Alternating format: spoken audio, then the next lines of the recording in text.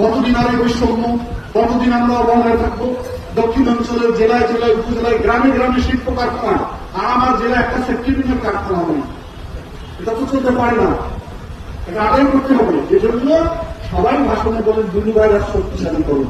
আমার হাত শক্তিশালী না, আমাকে শক্তিশালী করা মানে আপনারা শক্তিশালী হওয়া, আপনাদের প্রতিনিধি না। আমার যে স্বপ্ন, আমার যে বাসনা, আমার যে ইচ্ছা যে আমাদের ভবিষ্যৎ প্রজন্মকে আমরা কোথায় নিতে যাচ্ছি। এখানে প্রচুর বেশি বাচ্চারা আছে, অনেকে আসছে।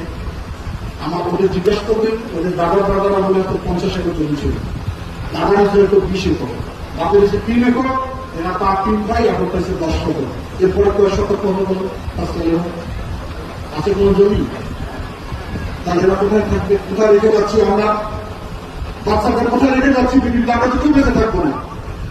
তাদের তো একটা ব্যবস্থা রেখে যেতে হবে। একমাত্র ব্যবস্থা হলো কর্মসংস্থান, শিল্প কারখানা। জমি তো আর বাড়বে না, জমি দিন দিন কমবে, কমে গেছে অলরেডি। 1 শতক জমি নিয়ে মারামারি ভাই ভাই, এই ভয়াবহ পরিস্থিতি কেউ চিন্তা করে না। এটা আমাকে আমি চিন্তা করি। ভবিষ্যৎ বংশধরকে যদি আমরা ঠিক করে রাখতে চাই, তাহলে সমৃদ্ধশালী বাংলা করতে হবে। তাছাড়া আমাদের বেঁচে থাকার কোনো উপায় নেই। সুতরাং এই বেঁচে থাকার একটা ক্ষমতা আপনাদের হাতে আসবে ফেব্রুয়ারি মাসে।